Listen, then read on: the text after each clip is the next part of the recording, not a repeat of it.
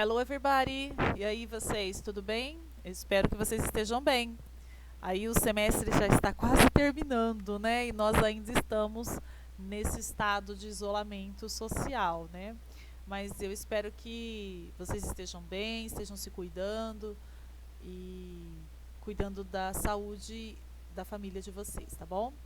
Então vamos para mais uma bateria de exercícios, de atividades. Esse tema é muito gostoso de fazer. Nós vamos falar um pouquinho sobre os vários significados que uma mesma palavra pode ter, né?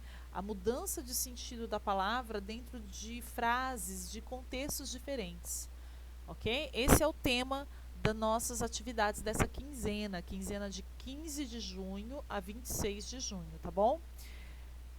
Pessoal, eu deixei aí então no início da nossa atividade um exemplo em português, porque esse fenômeno de mudança de sentido da palavra acontece também na nossa língua materna, na língua portuguesa.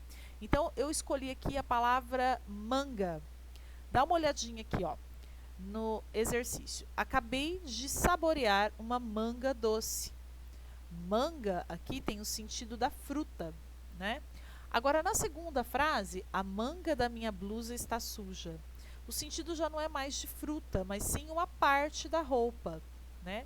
Então, é a mesma palavra, mas com sentidos diferentes em contextos diferentes. Esse fenômeno, a gente chama de polissemia, ok? Então, polissemia é o nome que damos para o fato de uma determinada palavra ter vários significados. Essa mudança de significado depende muito do contexto em que você vai utilizá-la, tá bom? Então eu dei aqui um exemplo relacionado à palavra manga, que pode ter o sentido de fruta ou a parte da roupa, mas existem várias outras palavras que a gente pode trabalhar isso, né? Por exemplo, eu posso falar a palavra base. Eu comprei uma base da cor da minha pele.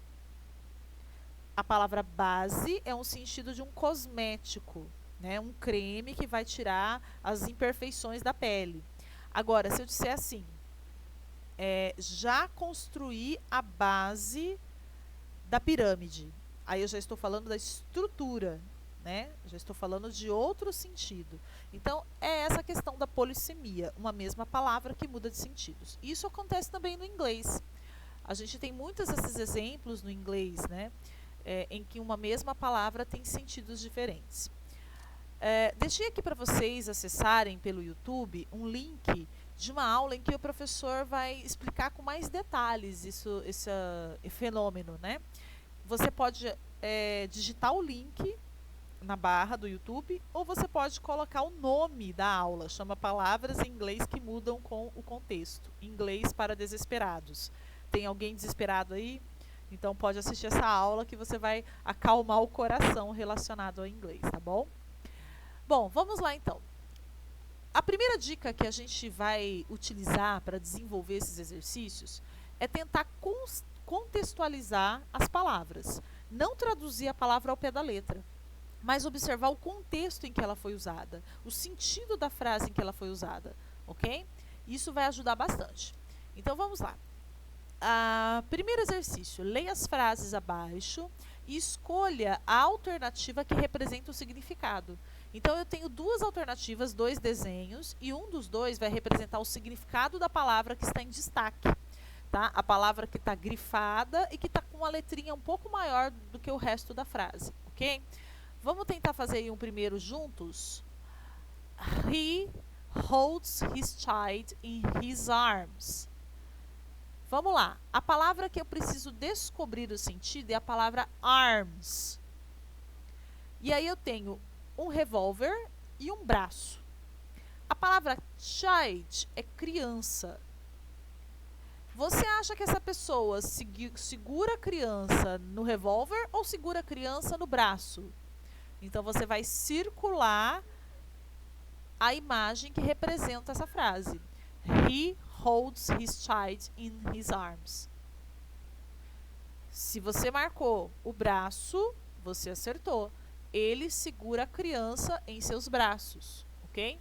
Agora repare que a palavra arms é usada dentro de um outro contexto na letra B. Olha só, continuam as mesmas figuras, o revólver e o braço.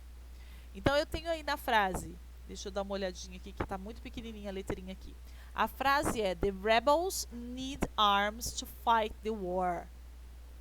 Os rebeldes precisam para lutar na guerra. O que eles precisam para lutar na guerra?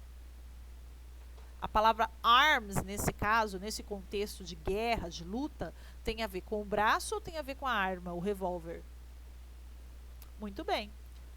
Tem a ver com o revólver, então você vai circular o revólver. Então, esse tipo de contextualização é o que você vai fazer nos demais, ok? Na letra C, na letra D, na letra E, na letra F. Tá? Aqui a palavra C, a palavra em destaque é fan, e aí eu tenho um ventilador e tem alguns torcedores. A mesma coisa na letra D, a palavra em destaque é fan, aí eu tenho o ventilador e os torcedores. Na letra E, a palavra em destaque é chicks, aí eu tenho um inseto e os ponteiros do relógio. Depois eu tenho chick de novo, e aí eu tenho o inseto e os ponteiros do relógio. Então você vai tentar observar essa questão aí e escolher qual é o melhor sentido, tá bom? Exercício 2. Veja o quadrinho abaixo. Dê uma olhada. Lembra que da última aula eu disse para você observar bastante a imagem. A imagem fala muito com você, leitor. Então eu tenho um senhor com um copo de suco, né? Ao lado da mão dele eu tenho a caixa de suco, é um suco de caixinha. Orange juice, é um suco de laranja, ok? E ele está observando esse copo de suco atentamente. Repare que o olho dele está bem aberto e ele está bem atento a esse copo de suco. Embaixo está escrito aqui no quadro: Lenny, he is Lenny, o homem é o Lenny, always treats concentrate as a verb. O Lenny sempre entende concentrate como um verbo. Verbo é uma ação. Portanto, ele está praticando a ação. Concentrate. Ok? Que também é uma palavra cognata, né? É a palavra concentrar. Mas observe que na caixa do suco também está escrito isso, ó. Orange juice concentrate. Suco de laranja concentrado. Nesse caso aqui, concentrate é um verbo? Não, nesse caso a palavra concentrate não é um verbo, é um adjetivo. Porque ele está dizendo que o suco de laranja é integral, não tem mistura nele, é concentrado, tá bom?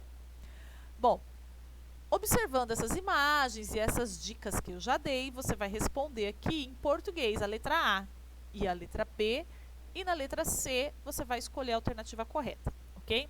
Então vamos lá. A palavra concentrate pode ter dois significados: concentração, estar atento a alguma coisa, ou concentrado, integral, sem mistura alguma.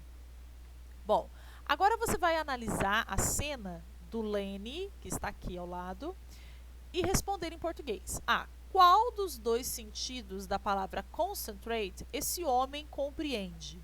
Ele compreende concentrate como estar atento, ou ele compreende concentrate como algo integral, que não está misturado com outras substâncias? Letra B. Na embalagem de suco também está escrito a palavra concentrate, ok? Então eu quero que você explique qual dos dois sentidos foi usado na embalagem. Letra C. Na seguinte frase, Lenny is concentrated in his homework. Não é uma frase que está escrita aqui, tá? É uma frase que está somente aqui no exercício. Lenny is concentrating his homework. A palavra homework é tarefa. A palavra concentrate tem qual sentido? De estar atento ou de ser íntegro, sem mistura alguma? Ok? You can do it. Você consegue, tá? Faça com atenção, com calma, não tenha pressa. Exercício 3. Leia o quadro abaixo. Então, vamos lá. Você que está assistindo, né, aí a nossa explicação, é interessante porque você pode ver as cores dos desenhos, né? Quando você for receber a atividade impressa, vai estar tudo preto e branco. Mas aqui pelo vídeo você consegue ver as cores e isso ajuda bastante. Então eu tenho aqui um prego conversando com uma amêndoa, uma castanha, uma amêndoa, e uma porca. De parafuso, né? Não a porca bicho. E o prego diz o seguinte: You are both nuts. Observe. You are both nuts. A palavra you are, vocês são. Vocês dois são nuts. Pensando nisso, explique para mim quais são os dois sentidos que a palavra nuts pode ter aqui nesse caso. Tá bom? Super fácil, tranquilo, simples. Exercício 4. Leia as frases abaixo e escolha a alternativa que contém o significado correto de cada palavra em destaque. Então vamos dar uma lidinha nas frases aí, ó. Letra A. She had and faced a lot of criticism. A palavra face tem o sentido de rosto ou de enfrentar, ok? De ter que enfrentar, de ter que, né, lidar com a situação. Criticism é crítica, ok? Letra B. Deixa eu aumentar aqui o tamanho da que tá difícil aqui para mim. Letra B. I can't wait to see her face. Eu não posso esperar para ver. A palavra face, ver o rosto da pessoa ou enfrentar a pessoa, tá bom? Você vai escolher qual das duas alternativas se adequa aí na letra B. A letra C. I find the tests very difficult. A palavra em destaque é a palavra find. Então, está falando das provas que estavam muito difíceis. Você acha que a palavra find, nesse caso, é encontrar ou considerar? Letra D. I can't find my keys. Keys são chaves. Eu não consigo encontrar as chaves ou considerar as chaves. Ok? Muito bem. É uma questão de você contextualizar, pensar um pouquinho na situação, tá bom? Não tem nada muito complicado. Vamos lá, então. Você já deve ter visto, ouvido falar da história do Ferdinando.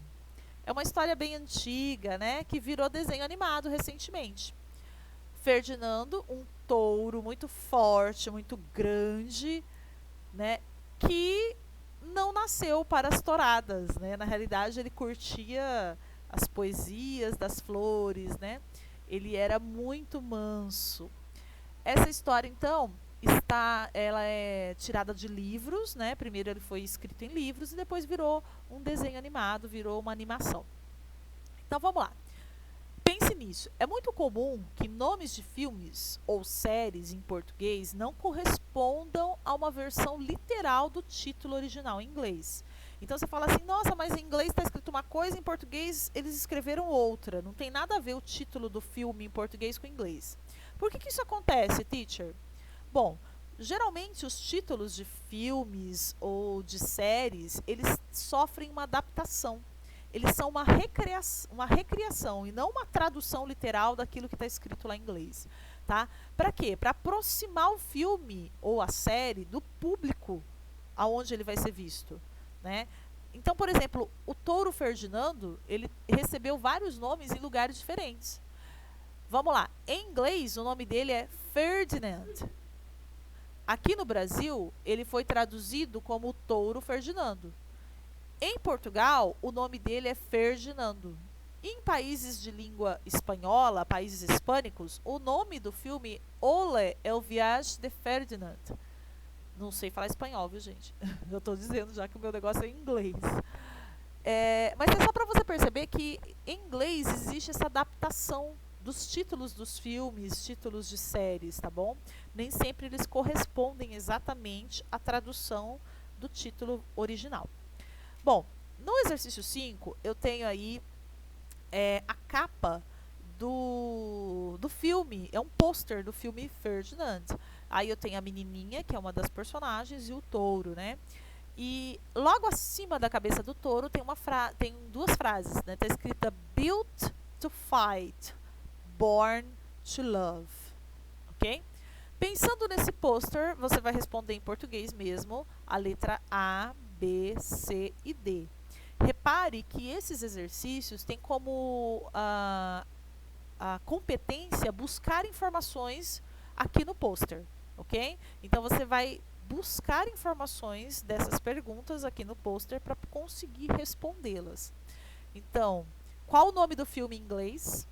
Letra B, qual foi a data de estreia do filme? Então você vai buscar aqui no pôster onde tem uma data. C, qual frase em inglês revela que o protagonista, ou seja, o principal da história, que é o touro, nasceu para amar? Existe uma frase que diz que ele nasceu para amar. Onde está escrito isso no pôster? E a letra D, qual frase em inglês revela que o protagonista foi feito para lutar? Ele foi criado para lutar. Ok? Bom, o nosso último exercício dessa quinzena é o número 6. Você vai aplicar a palavra nas frases abaixo. Então, observe as duas possibilidades que você tem. A palavra letter ou letter, pode significar letra ou carta. Letter A, letra A, letter B, letra B. Ou uma carta, né? Uma carta que você escreve para um parente, para um amigo. A palavra light pode ser luz ou pode ser leve, ok? Turn on the light, liga a luz. Ou I need a light yogurt. Eu preciso de um iogurte leve, né? Um iogurte mais com menos calorias. Depois eu tenho hot. Hot pode ser quente ou apimentado, ok? Hot dog, um cachorro quente. Ou, por exemplo, this sausage is hot. Esse molho tá apimentado, ok? Hard pode ser duro, algo muito duro de quebrar, ou pode ser difícil de fazer, de executar, tá bom? Então você tem algumas frases aqui embaixo para tentar aplicar essas palavrinhas aqui. Letra A. My name begins with the M. It's Mary. Ok? Está dizendo o nome dessa pessoa começa com M. Esse antes daqui, ó, você vai usar qual dessas palavrinhas aqui que estão aqui? B. Turn off the when you leave. Desligue quando você sair. Desligue o que quando você sair? C. Today is very. Hoje está muito. Aí você vai tentar descobrir aí qual é a palavra. Letra D. My math test was really. O meu teste de matemática estava muito. E. This is from my mom. Esta é da minha mãe. F. My bag is too. A minha bolsa é muito. Ok? Bom, pessoal, é isso. You can do it. Você consegue fazer. Faça com calma, com tranquilidade. Se tiver dúvida, vocês podem passar para a coordenadora. Ela repassa para mim, ok? E a gente vai tentando aí se comunicar. Dessa vez é só isso. Eu espero que vocês consigam fazer com calma, tá bom? Bye, bye.